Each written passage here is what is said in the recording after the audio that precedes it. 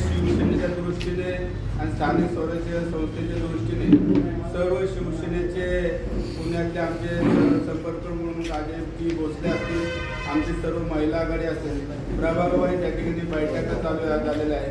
प्रभागवाईज booth लेवलला शिवदूत, त्या ठिकाणी मतदार नोंदणी, त्याचबरोबर घरोघरी जाऊन संपर्क अभियान यासारखे कामं आम्ही प्रभागात बैठक घेऊन चालू केलेले आहेत.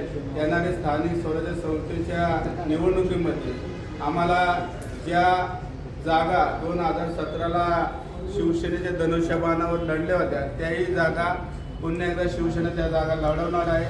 आणि येणाऱ्या पुणे महानगरपालिकेच्या निवडणुकीमध्ये 35 ते 40 जागा ह्या शिवसेनेला मिळाव्यात या दृष्टीने आमचं सर्व कामकाज पुणे शहरामध्ये शिवसेनेच्या दृष्टीने चालू आहे.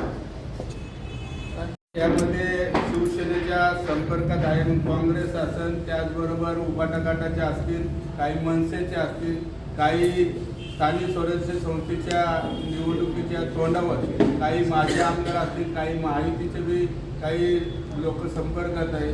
असे अनेक लोक संपर्कात आहेत. तुम्हाला येणाऱ्या काही दिवसामध्ये त्यांचा प्रवेश बी या ठिकाणी झालेला दिसेल. महायुतीचे मध्ये कुठले असतील त्या राष्ट्रवादीचे की भाजप त्यावेळेस कळे ना प्रवेश झाला.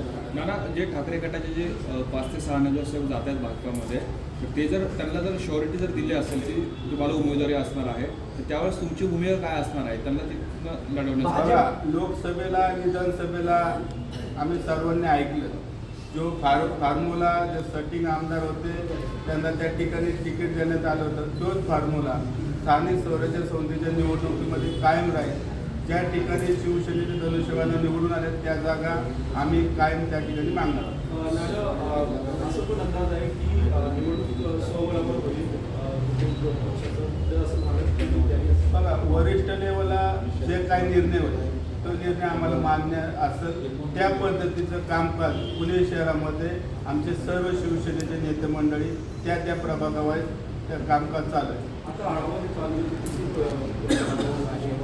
आहे काय किती प्रभागावर आढावा? बघा, आमच्या ज्या जागा निवडून येते त्या निवडणुकीमध्ये जो चांगलं काम करतो त्याच्यात जास्त भर दिला जाईल आणि त्याच जागा आम्ही मागणार. थँक्यू.